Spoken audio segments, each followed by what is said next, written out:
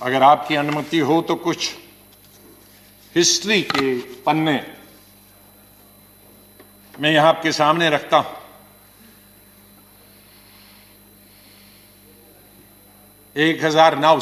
1900 से और 1906 के बीच में 3 कानून यूनाइटेड इंडिया में और ब्रिटिश इंडिया की हुकूमत में हुए। वो है पंजाब लैंड कॉलोनियल एक्ट 1900, दूसरा दोआब बारी एक्ट 1906, द कॉलोनियल एक्ट 1906। ये 3 कानून के खिलाफ, ये 3 कानूनों में क्या था? इसकी जमीन की मालिक ब्रिटिश सरकार होगी और मालिकाना हक से उनको वंचित रखा जाएगा। किसानों को उन्हें बिल्डिंग बनाने की, घर बनाने की और पेड़ काटने की अपनी जमीन पे कोई हक नहीं होगा। और जो बड़ा बेटा होगा परिवार का, अगर वो एडल्ट नहीं होगा, अगर वो बालिग नहीं होगा और मर गया, तो ये जमीन छोटे भाई को जो बालिग नहीं है उसको नहीं ट्रांसफर होगी, जमीन गवर्नमेंट की होगी। इस पर वबाल मच गया और इस पर एजिटेशन 1907 में हुई। और इस एजिटेशन का संचालन कौन कर रहे थे? अजीत सिंह, सरदार अजीत सिंह, बड़े भाई भगत सिंह जी के, किशन सिंह जी भगत जी के पिताजी, घसीटा राम जी, सूफी अंबा प्रसाद जी। और प्रोटेस्ट पूरे पंजाब में हुए। और उस वक्त बांकीलाल जो जंग के एडिटर थे, उन्होंने पगड़ी संभाल जट्टा पगड़ी संभाल वे का एक गीत बनाया, जो उस वक्त का सबसे बड़ा मशहूर और क्रांतिकारी गीत बना। मैं उसमें से कुछ क्षण यहां आपको बताना चाहता हूं।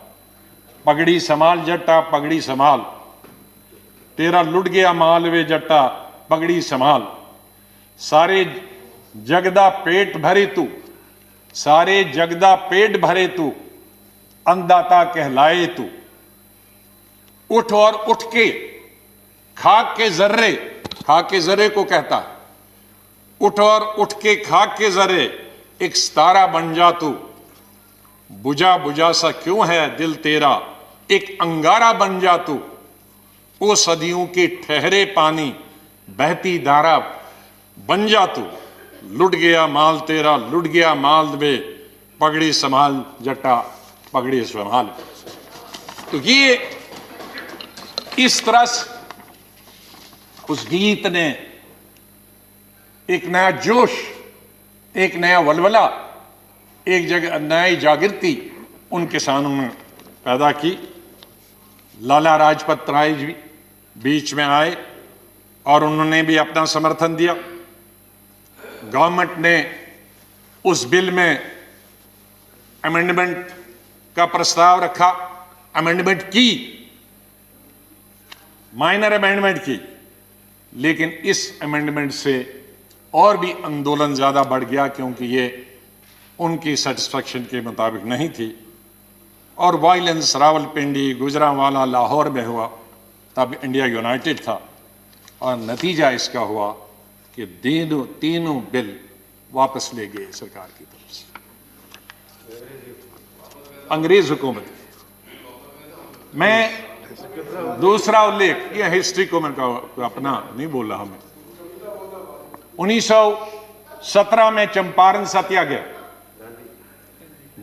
गांधी जी के नेतृत्व, और गांधी जी की यह पहली सत्याग्रह थी साउथ अफ्रीका आने के बाद।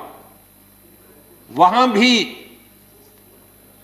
नील की खेती होती थी, इंडिगो जिसको अंग्रेजी में बोलते थे, और वो जबरदस्ती अंग्रेज खेती वो करवा रहे थे।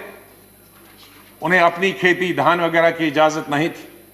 गांधी जी पहुंचे, वो लंबी स्टोरी में यहां नहीं बताना चाहता हूं, और सरकार को मजबूर किया कि कानून लाए नील की खेती को खत्म करने के लिए।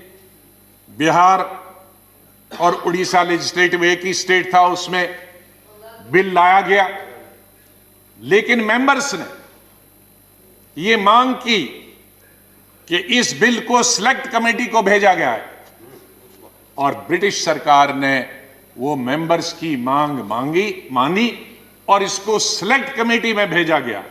और न सिर्फ इस बिल को सिलेक्ट कमेटी में भेजा गया, बल्कि एक कॉपी गांधी जी को दी गई और कहा कि आप भी अपने सुझाव बताओ। तो इस तरह से गांधी जी के सुझाव और सिलेक्ट कमेटी के जो सुझाव दिए और नील की खेती बंद हो गई। एक दूसरी मिसाल है इस चंपारण की और अंग्रेज हुकूमत की। माननीय प्रधानमंत्री जी मुझसे ज्यादा जानते हैं क्योंकि उनके स्टेट की बात कर रहा हूं। चौथे आंदोलन की 1918 में खेड़ा सत्याग्रह, जिसमें महात्मा जी गांधी जी शुरू हुए और बाद में उसका संचालन सरदार वल्लभ भाई पटेल और उनके साथियों ने उसको चलाया।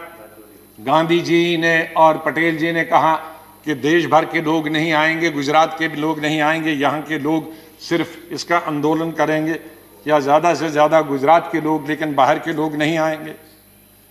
उन्होंने पिटीशन दी बम्बई सरकार को, कमिश्नरी को, कि हमारे टैक्स खत्म किए जाएं। उन्होंने बम्बई सरकार ने, जो उस वक़्त की यूनाइटेड सरकार थी ब्रिटिश की, उन्होंने उनकी डिमांड को रद्द कर दिया और उनको वार्न किया गया कि अगर आप ये टैक्स नहीं देंगे आपकी ज़मीन जब्त की जाएगी, आपकी प्रॉपर्टी जब्त की जाएगी, आप जेल में जा सकते हैं। लेकिन रिवोल्ट इतना बढ़ा कि लोगों ने उसकी कोई परवाह नहीं की गई। प्रॉपर्टी उनकी ली गई, ज़मीन उनकी ली गई और ज़मीन सीज की गई, लोगों को अरेस्ट किया गया, लेकिन आंदोलन ख़त्म नहीं हुआ। और उसका नतीजा क्या हुआ? उस साल के लिए टैक्स माफ़ किए गए और जो इंक्रीज जो बढ़ाए गए थे टैक्स सरकार ने, वो घटा लिए, और जो ज़मीन और घर सरकार ने लिए थे उनको वापस दे दिए।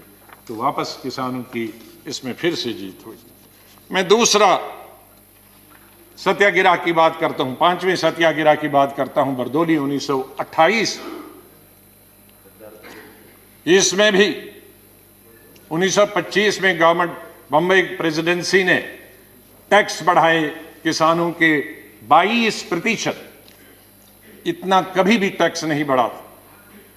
और सरदार वल्लभ भाई पटेल जी ने गवर्नर बम्बई को लिखा टैक्स कम करने के लिए, लेकिन गवर्नर ने वो रिजेक्ट कर दिया। उसके बाद नॉन पेमेंट की वजह से लोगों को तंग किया गया, उनकी प्रॉपर्टी, उनके जान माल की हिफाजत करना मुश्किल हो गया था, और गवर्नमेंट ने ऑक्शन कर दी कई ज़मीनें और कई घर। लेकिन एक भी आदमी उस ऑक्शन के लिए नहीं आया। गवर्नमेंट ने तो ऑक्शन की, लेकिन ना ज़मीन लेने के लिए कोई आया, न घर लेने के लिए आया, न कैटल लेने के लिए आया। ये यूनिटी थी सरदार पटेल जी के नेतृत्व में। लेकिन रिजल्ट क्या हुआ कि 1928 में गुजरात में सबसे बड़ा सिविल ओबीडियंस हो गया सरदार पटेल जी के नेतृत्व में, और रिजल्ट ये हो गया कि गवर्नमेंट ने तमाम ज़मीनें वापस कर दी, और जो 22% टैक्स लगा था, उसको लगान लगा था, उसको 6.03%, मतलब 6% किया 22% से। तो फिर किसानों की एक बार फिर जीत हो गई। तेलंगाना 1940 से 1950, और यहाँ जमींदारों और एक गरीब वॉशर वुमन के बीच में, जमींदारों ने जिनके पास सारी ज़मीनें थे, उन्होंने हड़प की एक वॉशर वुमन की ज़मीन। लेकिन आंदोलन शुरू हुआ, इतना आंदोलन बढ़ा कि जो ज़मींदारों की अपनी ज़मीन भी थी वो भी लोगों ने वापस ले ली। ये इस तरह के आंदोलन हमारे इतिहास में हुए हैं और ताकत हमेशा वहां उनके सामने सर झुकाना पड़ा।